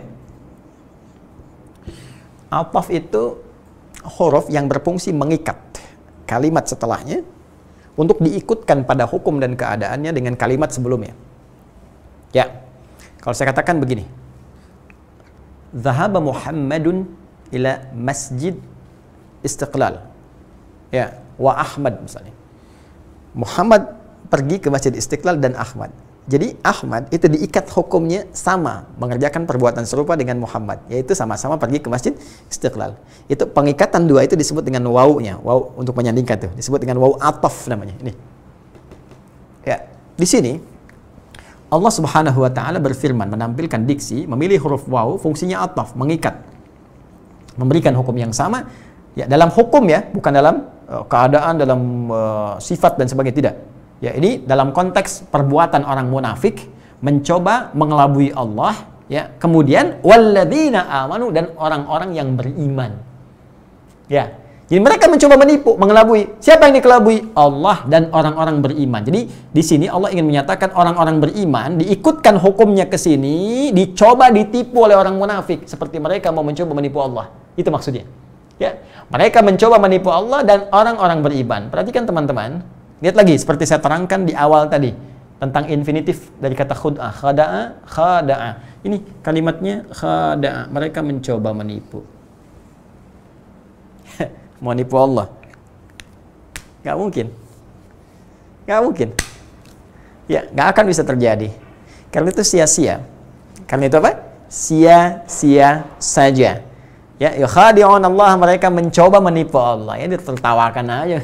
Gimana kamu menipu Allah? Ya. Tapi yang paling menarik, lihat ininya, sini. Dan menggunakan ataf. Walladzina amanu, dan orang-orang yang benar-benar beriman. Jadi ternyata orang-orang beriman ini dijamin oleh Allah gak akan pernah bisa ditipu oleh orang munafik. Jadi kalau iman kita benar, gak akan bisa dikerjai oleh orang munafik, gak akan bisa dipengaruhi, dan sudah bisa membaca, firasatnya kuat karena diberikan perlindungan oleh Allah Subhanahu wa taala. Karena itu, Masya Allah, kalau ada ustadz berimannya benar, itu kan, pebisnis, pengusaha berimannya benar, pejabat ya berimannya benar, itu gak akan bisa dikerjai, gak akan bisa dikelabui oleh orang-orang munafik untuk membuat satu madarat-madarat yang lebih besar. Ya, membangun persepsi yang keliru, bertindak yang salah. Ya, itu mustahil. Nah, pertanyaannya, kalau masih ada orang munafik di sekitaran, kita belum peka, ya, belum sadar dengan itu, dan bisa terbawa suasana itu, ini menandakan imannya lemah. Ini poinnya. Ini poinnya. Karena itu bangun kekuatan iman. Ya, maka insya Allah akan terhindar kita. Apapun usaha kita, berusaha. Tingkatkan. Bagaimana membangunnya? Kembali pada golongan pertama. Golongan pertama. Ya? Cek apa lagi? Begitu dicek, tak keluar. Salatnya mana? Untuk membangun kekuatan iman. Alladzina yu'minuna bil ghaib, kekuatan iman dibangun dengan wa yuqimunas shalah. Coba salatnya cek. Ya? Konsisten nggak? Kuantitasnya, kualitasnya. Mau sampai kapan salat nggak paham-paham yang dibaca? Dari sejak pertama sholat sampai sekarang, berapa persen bacaan sholat yang dipahami? Dari takbir sampai dengan salam. Jangan-jangan takbir aja belum mengerti apa maksudnya. Doa iftitah belum paham maksudnya. Ruku belum mengerti. I'tidal, sujud. Lalu apa yang kita dapatkan dari situ? Alhamdulillah, tugas tuntas ditunaikan, kewajiban hilang. Insya Allah pahala dituliskan. Hanya persoalannya, apakah manfaat sholat akan berdampak bagi kehidupan kita? Mana tanha anil fahsya wal munkarnya? Nampak nggak? Bukan kalau mengatakan inna sholata tanha anil fahsya wal munkar. Munafik, nifak itu termasuk perbuatan mungkar. Jadi mungkar itu nggak akan tembus, munafik nggak tembus, orang jahil nggak tembus, keburukan nggak akan tembus pada jiwa kita. Fahsya, keburukan yang muncul lewat syahwat, pornografi, porno aksi, ya LGBT dan semacamnya, itu nggak akan tembus. Nggak akan ada yang seperti itu. Ya, sholat membawa ketenangan. Ala bidzikrillahi tatmainnul qulub wa aqimis sholata lidzikri. Ya, zikir membangun ketenangan pada jiwa, termasuk sholat bagian dari zikir, tenang. Doa cepat terkabul. Karena itu, semua bacaan sholat disebut dengan doa. Sekarang cek lagi, sholatnya bagaimana? Interaksi dengan Qurannya seperti apa? Ya, dengan akhiratnya bagaimana? Posisikan semua akan dihisab. Apapun yang kita dapati, apapun yang diamanahkan. Anda dilantik jadi pejabat misalnya, disumpah dengan apalagi Al-Quran tuh yang disumpahkan di atasnya. Awas hati-hati, jangan masuk dalam golongan ittakhadhu aymanahum junnah. Ya, coba cek bahwa ketika itu disimpan di atas kepala, suatu saat itu yang akan dipertaruhkan di hadapan Allah, akan dihisab dan akan pulang. Pengusaha juga demikian, Anda akan dihisab setiap bagian hartanya. Ya, setiap rupiahnya, setiap dolarnya, setiap realnya, setiap segalanya. Dari harta-harta yang didapatkan, itu akan dihisab. Ilmu juga demikian. Setiap tintanya, setiap kalimatnya akan dihisab. Semua perbuatan kita akan dihisab. Jadi kalau kita wabil akhirati hum yuqinun, yakin dengan akhirat, akan dihisab, gak akan main-main. Gak akan sembarangan Anda. Jadi begitu menghadapi proyek yang tidak jelas, mau tanda tangan dihisab nih. Masa jari tahiyat, jari sholat mau berbuat maksiat? Malu. Ya, malu dong. Wallahi demi Allah saya katakan, tidak akan mungkin mudah berbuat maksiat itu. Kalau ingat akhirat, kecuali kalau nggak ingat akhirat itu yang bahaya. Ya, karena itu orang-orang yang beriman, yang kuat imannya, itu punya kepekaan, tahu, oh ini nggak benar, ini munafik. Kelihatan dari perilaku, jadi bicaranya aja udah nggak benar. Ya, udah nggak konsisten, kelihatan. Kadang-kadang kita meresponnya baik aja, dengar, ya, tapi di hati kita mendoakan, ini orang nggak benar. Ada yang salah dalam pengaruh jiwa aja. Ya kadang nampak bisa dengan pakaian, terlihat baik, atau islami, atau macam-macam, atau bahkan bikin status, kalimatnya islami, tapi motifnya lain. Ya bisa jadi demikian. Ya, dan kita arahkan pada nilai-nilai kebaikan. Karena ini bahaya, virus ini bahaya. Kalau nggak ingat akhirat, bahaya. Ya, caranya bagaimana? Tingkatkan imun kita dengan menaikkan kadar iman. Ya, imun dengan iman. Ya kan? Jadi kalau imannya meningkat, imunnya pasti menguat. Dengan imun menguat itu, maka nilai-nilai iman akan memberikan petunjuk. Ini yang salah, jauhi. Ini yang benar, ikuti. Baik.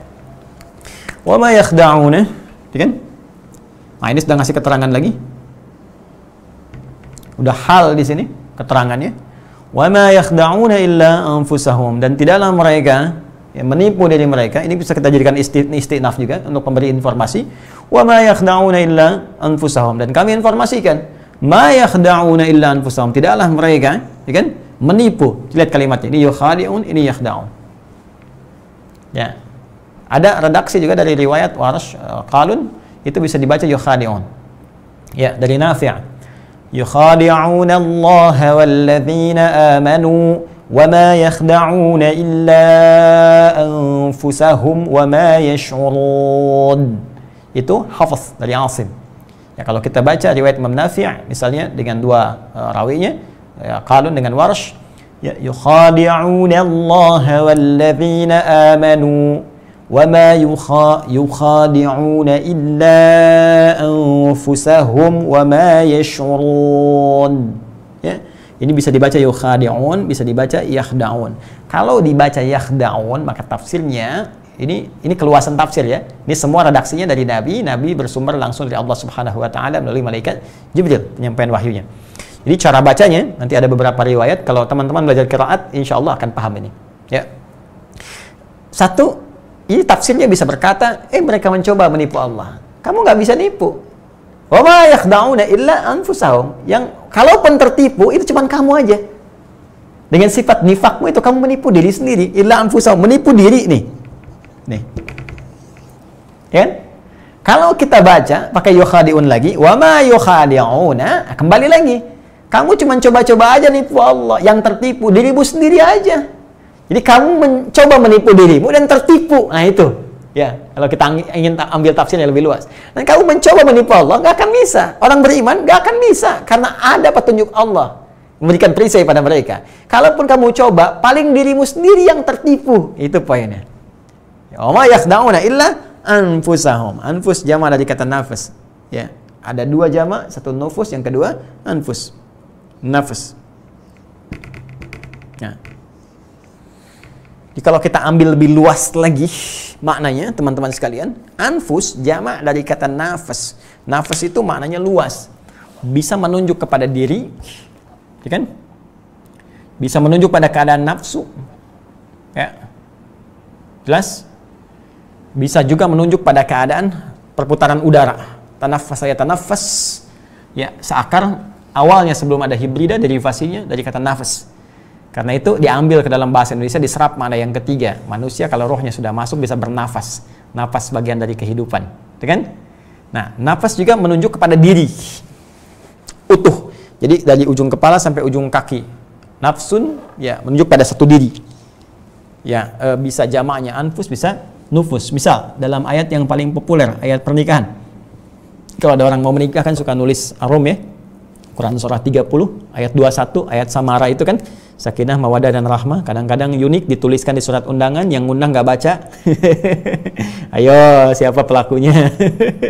ngundang orang suruh baca. Wa min ayatihi an khalaqalakum min anfusikum azwajan litaskunu ilaiha wa ja'ala bainakum mawaddatan wa rahmah inna fi dzalika laayatil liqaumin yatafakkarun. Ayo, ngundang, yang ngundang nggak baca. Karena itu nggak siap saat berumah tangga, ya kan? Pengen sakinah, mawadah dan rahmah, tapi jauh dari pemiliknya. Gimana bisa dapat sakinah kalau jauh dari Allah? Gimana bisa dapat mawaddah rahmah kalau jauh dari pemiliknya? Ya, ini poinnya, wa min ayatihi an khalaqalakum min anfusikum. Dan di antara tanda yang mendekatkan seseorang dengan Allah Subhanahu wa taala. Allah membuka ayat pernikahan dengan tanda yang mendekatkan diri kepada Allah. Di ayat itu, ayat adalah tanda yang mendekatkan seseorang dengan Allah. Ya, karena itu Al-Qur'an disebut dengan ayat. Al-Baqarah 286 ayat, Ali Imran 200 ayat, An-Nisa 176 ayat. Demikian. Kenapa disebut ayat? Karena setiap kali kita berinteraksi dengan Al-Qur'an, keadaan kita merasa lebih dekat dengan Allah. Ya, itu yang diisyaratkan di Quran surah ke-8. Ya, Al-Anfal ayat kedua. Innamal mu'minuna alladzina idza dzukirallahu wajilat qulubuhum wa idza tuliyat 'alaihim ayatuhu zadatuhum imana wa 'ala rabbihim yatawakkalun. Sungguh orang beriman yang sejati itu yang benar imannya. Jika disebutkan nama Allah ada getaran di jiwanya. Nah, jadi kalau pengen ngecek iman kita, disebut nama Allah ada getaran nggak? Karena itu dalam sehari Allah memerintahkan untuk disebutkan namanya 5 kali dalam setiap pergantian waktu. Masih ingat? Subuh, zuhur, asar, maghrib, isya. Bukankah setiap berganti waktu disebut nama Allah? Ya, disebutkan supaya terdengar di telinga kita. Telinga bahasa Arabnya udhun, jamaknya adzan. Maka ada panggilan yang didengar oleh telinga disebut adzan 5 kali dalam sehari. Bukankah kalimat pertamanya dalam adzan disebutkan nama Allah? Allahu akbar, Allahu akbar. Ya kan? Nama Allah kan? Nah, coba waktu adzan itu ada getaran nggak di jiwa kita? Ini kalau disebutkan Allahu akbar, wajilat qulubuhum. Ada bergetar. Bergetar itu bukan dag dig dug. Wah, seperti mohon maaf di jalanan lihat polisi karena melanggar lalu lintas, bukan begitu. Ya, atau lihat seseorang yang sangat kita cintai kemudian dag dig dug tidak karuan, bukan. Ya, jadi ada semacam tak sudah azan. Nah, itu tandanya masih ada iman. Ya, tapi kekuatannya bagaimana? Ah, itu bisa diukur. Jadi kalau kita Allahu akbar, Allah sudah azan, siap-siap dulu ah. Nah, itu imannya bagus, standar. Jadi kalau standar itu artinya waktu sholatnya sadar, siap dia menunaikan sholatnya. Hafidhu ala salawati wa salatul wusta wa qumu lillahi qanitin. Quran surah kedua ayat 238. Jaga waktu-waktu sholat. Jadi kalau ditunaikan pas waktunya itu standar. Ya, iman biasa standar. Anda jam kerja jam 7, masuk kantor jam 7, pas kan standar. Kalau Anda datang jam 6, hebat namanya. Ya, datang jam 8 terlambat. Lemah namanya, ya kan? Di bawah standar. Ya, di bawah standar itu apa? Tanah, jalan.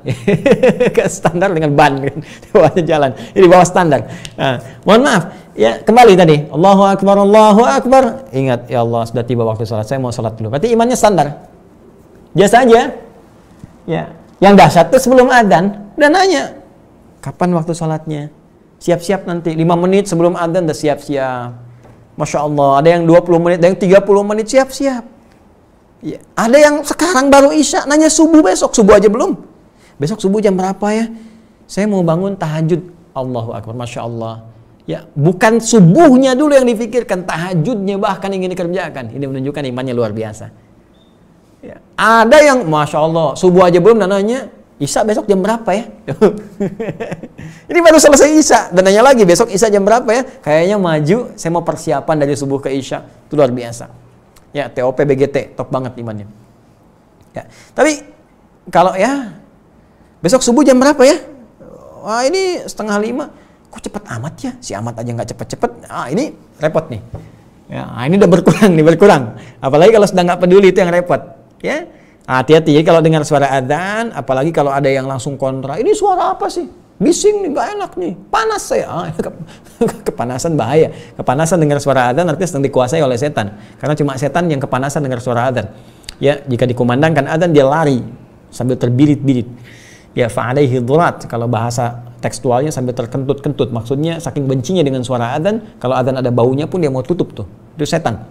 Ya, karena itu normal kalau terdengar adzan karena setannya pergi. Kadang-kadang orang yang nggak biasa sholat pun bisa berkata, sudah adzan ya nggak sholat dulu, nah, karena nggak ada setannya. Nanti fa'idatu wiba, kalau adzan telah selesai, fa'ada, setan datang lagi, tenang aja baru adzan belum qomat. Nah itu ya persoalan kembali. Baik, jadi Allah mengecek kepada setiap hamba, memberikan parameter 5 kali dalam sehari. Imannya ada nggak? Karena sekarang begini teman-teman, pengaruh pergantian iman yang dibisikkan oleh setan itu bukan hari per hari, ya, day by day, bukan minggu per minggu, pekan per pekan, bukan bulan ke bulan. Itu bisa menit ke menit, jam ke jam bisa berubah. Makanya Nabi pernah mengatakan ada orang paginya beriman, sorenya bisa kufur. Bisa terjadi. Karena itu bisa kita cek ya kekuatan iman kita. Dari mulai subuh ke zuhur itu menguat nggak? Ya, zuhur jamaah. Ya, asarnya cek jamaah lagi nggak? Kalau turun jadi sendirian, nggak ada sebab yang syar'i, berarti iman turun, lemah. Harusnya naik terus kan? Minimal kita pertahankan, subuh jamaah, alhamdulillah, zuhurnya jamaah lagi, asar jamaah lagi, tingkatkan. Baca Qur'annya bagaimana, sholawatnya pada Nabi bagaimana SAW, dan seterusnya. Tingkatkan terus. Ya, kalau kita bisa naikkan, jaga sampai kita wafat, nah itu kabar baik insya Allah. Setiap hari diingatkan 5 kali. Nah, kemudian wa idza tuliyat 'alaihim ayatuhu zadatuhum imana wa 'ala rabbihim yatawakkalun. Kalau dibacakan pada mereka ayat-ayat Allah, ayat-ayat zadatuhum imana, bertambah keimanan mereka, wa 'ala rabbihim yatawakkalun, dan semakin terhubung mereka dengan Allah, bertambah kedekatannya. Tawakal itu membangun kedekatan dengan Allah. Jadi orang tawakal orang yang meningkat kedekatannya dengan Allah. Jadi ayat itu memberikan tanda kepada setiap hamba untuk mendekat kepada Allah. Pernikahan dalam Al-Quran itu pembukanya dibuka dengan kalimat ayat, seakan-akan memberikan pesan kepada kita bahwa hikmah tertinggi dari pernikahan itu membangun kedekatan kepada Allah. Bagaimana bekerja sama suami dan istri, keluarga, untuk semua bekerja sama untuk membangun kedekatan dengan Allah, saling mengingatkan, saling melengkapi. Karena itu statusnya naik dari sendirian menjadi berjamaah, ya? Walaupun nggak bisa ke masjid, suasana pandemi tertentu, wilayahnya misalnya sulit di rumah, dia bisa berjamaah, dan seterusnya naik. Tapi ingat, min anfusikum, ana khalaqalakum min anfusikum. Kami ciptakan pasangan itu sejenis kalian. Apa yang dimaksud jenis? Sama-sama manusia, jenisnya manusia. Ya, awas jangan salah tafsir nih. Jadi kalau nyomot nggak paham ini dalil pernikahan sejenis. Oh, wajahmu sejenis, Suneo. Ya, tidak, bukan itu maksudnya. Ya, bukan itu. Ya. Jadi awas, hati-hati. Suneo aja tidak sejenis kan? Suneo masih suka Shizuka, ya, berlomba dengan Nobita, di cover oleh Giant. saya baca itu. Jadi maaf, jangan coba baca sendiri, nafsirkan sendiri. Kalau tidak paham isinya jangan dilakukan, bahaya. Ya, jadi jangan sampai baca terjemah jadi ahli tafsir. Itu sangat berbahaya. Tanya pada ulama, tanya pada alim, tanya pada ustaz. Yang dimaksud di sini dari jenismu, dari manusia. Ya, jenis manusia dari ujung kepala sampai ujung kaki. Jadi pernikahan yang dibenarkan oleh Allah manusia dengan manusia, bukan manusia dengan jin. Wah, ini terjadi pernikahan antara manusia dengan Nyai Roro Kidul. Mana nikahnya? Yang mana bentuknya? Ya kan? Terjadi pernikahan manusia dengan jin, terjadi hubungan manusia dengan hewan. Apa nggak ada manusia yang cocok semuka bumi sampai nyari hewan? Gitu. Manusia lebih sempurna, disebut ins, kulitnya halus, lembut, penampilan bagus, lebih daripada hewan.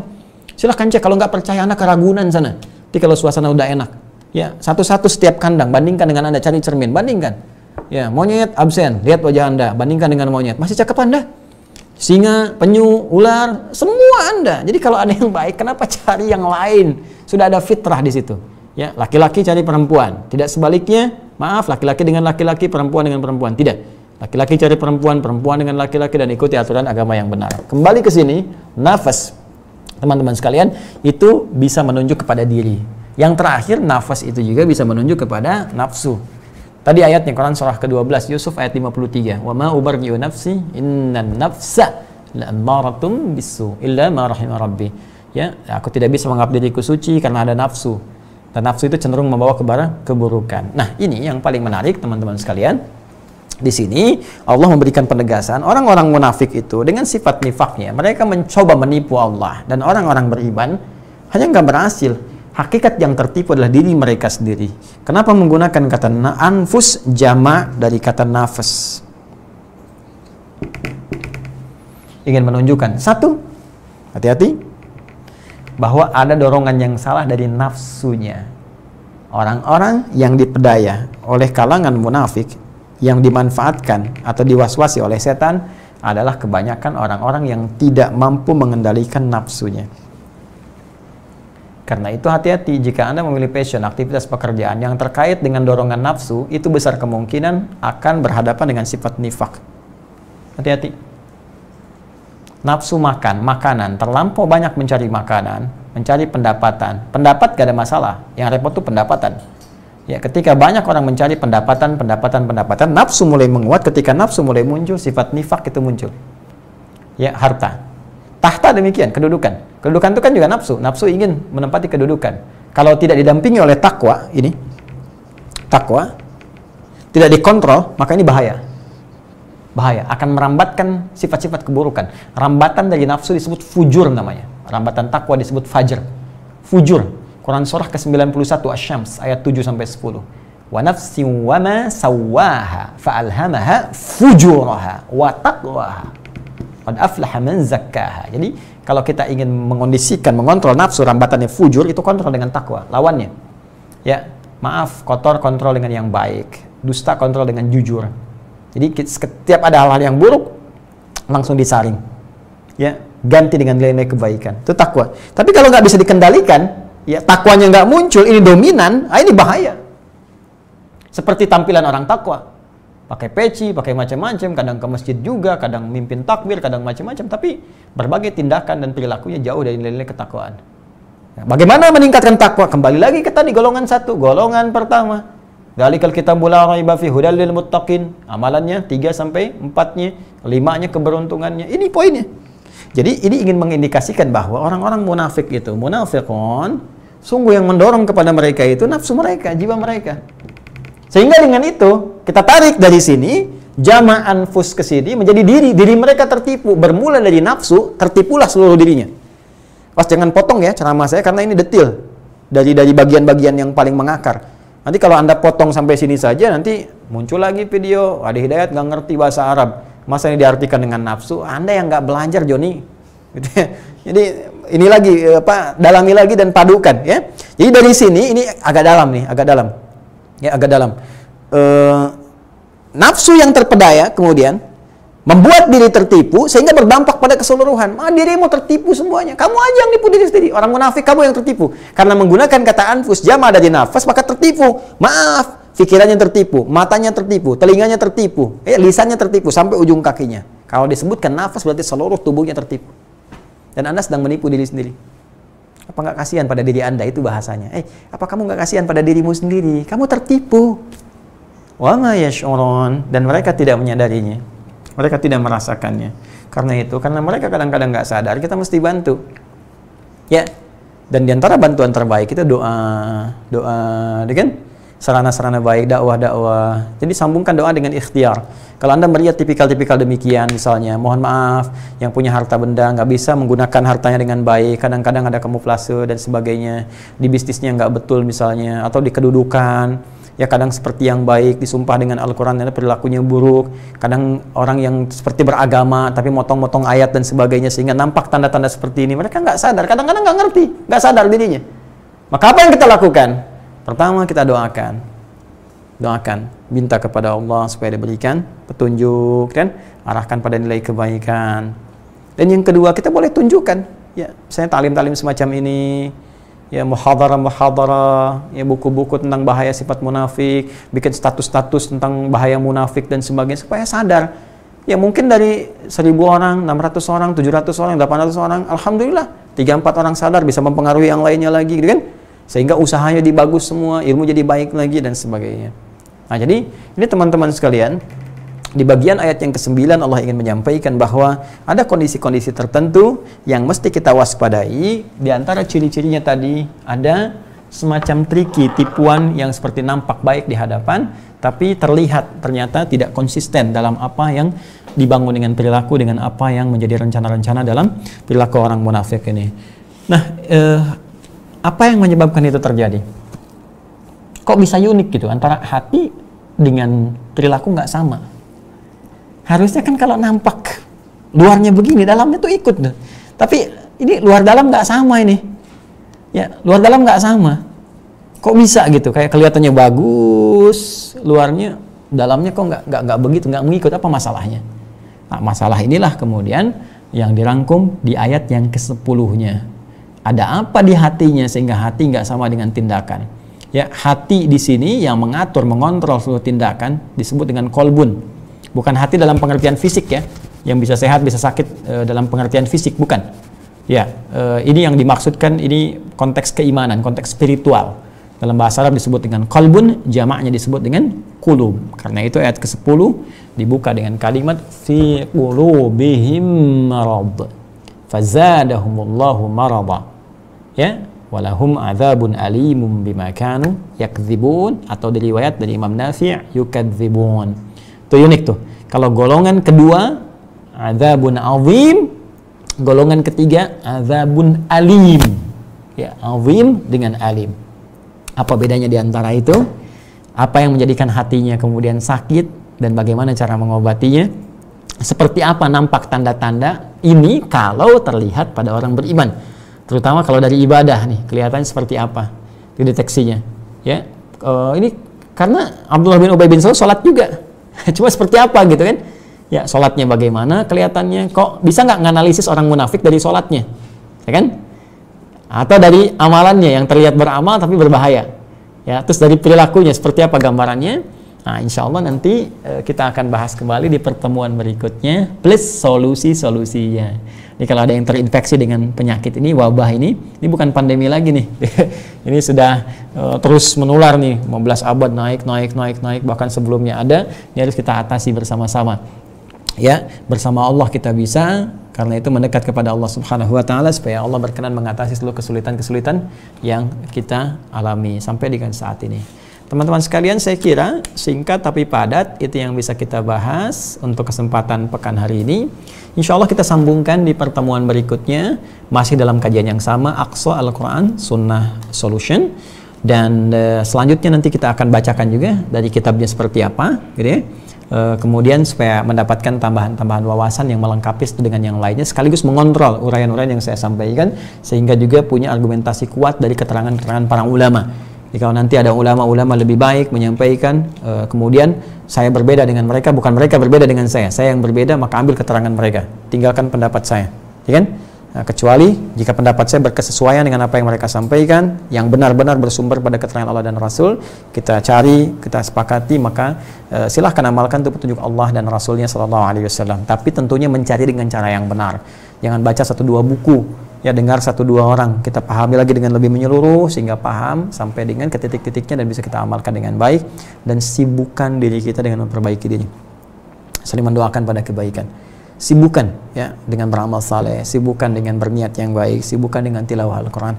Insya Allah itu akan lebih tenang kepada jiwa kita dan membimbing kita untuk beramal dengan lebih baik. Karena sekarang ini kita rasakan, teman-teman, kalau kita benar-benar mendekat kepada Allah, itu semua itu terlihat nilainya hanya nilai yang Allah berikan saja. Ya, yang di depan mata kita itu cuma fata morgana saja, sudah semuanya. Kaya, apakah pintar, apakah mewah, kuat, ini semua nggak ada di hadapan Allah kecuali apa yang Allah ridhai. Ya, jadi kalau udah kita masuk ke suasana itu, bukan nikmat aja deh. Mau jualan ini kah, pecel ayam kah, jualan ini kah, jualan pisang goreng kah. Pokoknya kita kalau udah paham tuh rumusnya, rumus takdir, rumus begini, itu nikmat aja. Ya, tinggal kita menunggu perjumpaan waktu kita berjumpa pulang kepada Allah Subhanahu wa taala. Karena itu kita bersinergi, baik-baik ya. Tinggalkan yang jelek-jelek ya. Semua baik-baik, kita berubah jadi baik. Semua punya hak yang sama untuk berubah jadi lebih baik, untuk saling menyayangi, dan hilangkan sifat-sifat jelek sekalipun ingin memberikan nilai edukasi kepada orang lain. Hilangkan niat yang buruk supaya semua mengalir kepada jiwa dan mendapatkan siraman-siraman rohani yang serupa. Saya kira ini